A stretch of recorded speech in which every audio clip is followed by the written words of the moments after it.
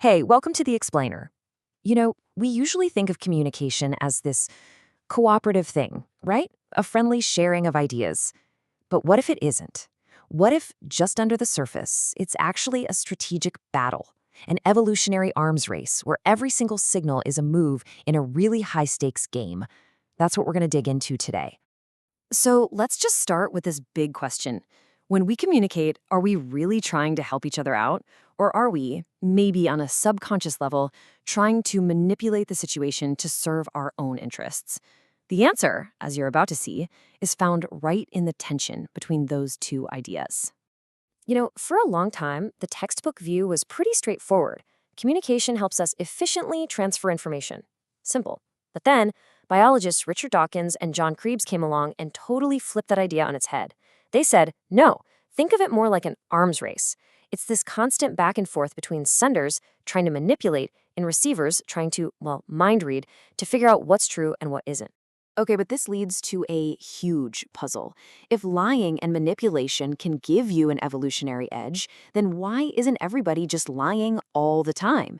Why is it that most communication for both animals and us is, honest? This is what we call the honesty paradox, and the answer is what sets the rules for pretty much all social life.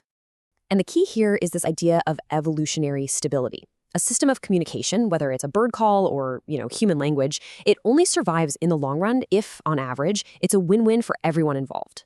Think about it. If senders lied constantly, receivers would just evolve to tune them out, and the whole system would completely fall apart. So for a signal to even work, it has to be honest most of the time. So how does evolution actually enforce this honesty? Well, there's three main ways. First up, you've got an index signal. This is something that's just physically impossible to fake. A tiny little toad just can't make a super deep croak. Its body size literally won't let it. Then there's the handicap, which we'll get into more in a sec. And finally, there's common interest. This is when everyone's on the same team, like bees in a hive. Lying just wouldn't make any sense, because it would hurt the whole group. All right, let's talk more about that handicap principle. It's this wild idea that some signals are trustworthy because they're so expensive to make. I mean, look at this bird of paradise.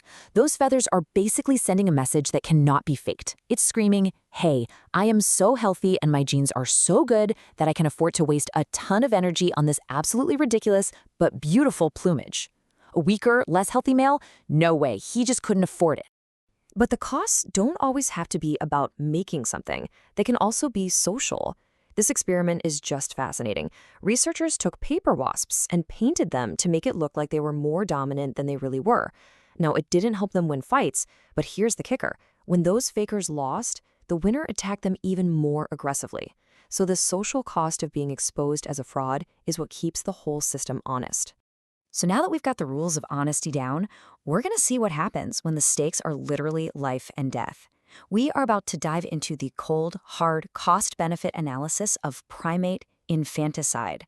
And this is where you can see these principles play out in the most dramatic way you can imagine. But before we go there, we have to remember, deception definitely works sometimes. I mean, the anglerfish's lure is the classic example of a dishonest signal. It pretends to be food, it manipulates the prey, and for the receiver, things don't end well. This kind of lie can only exist because most of the time, little wiggly things in the deep sea actually are food. So ignoring the signal is just too big of a risk to take. Okay, so let's get into this scenario. In certain primate species, when a new male takes over a group, he might actually kill the babies that are already there. And you have to ask, why? Well, it's a brutal but logical calculation. If an infant dies, its mother becomes reproductively available again much sooner, which lets the new guy father his own offspring faster. This table basically lays out the fitness payoffs. The benefit is gaining that precious reproductive time, but the cost is catastrophic. The chance of killing your own kid. And really, this whole terrifying decision boils down to one single crucial variable. It's that little letter P.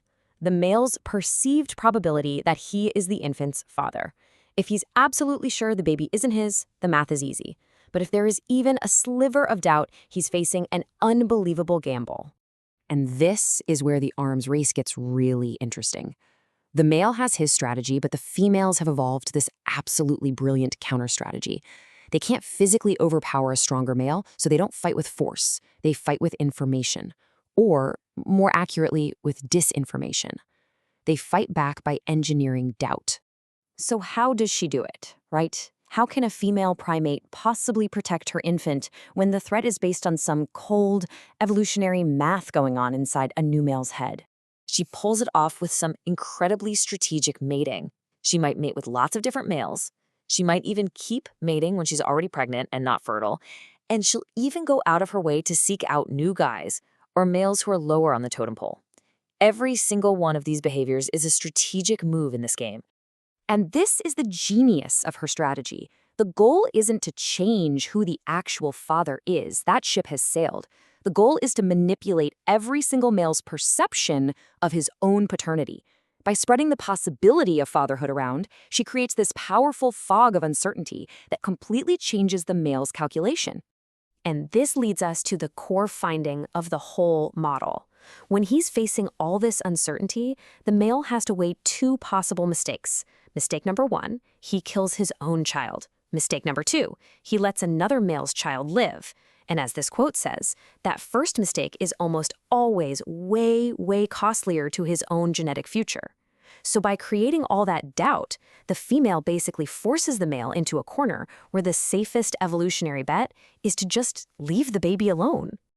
So you might be thinking, okay, this is some pretty dramatic stuff for primates, but what does any of this have to do with us?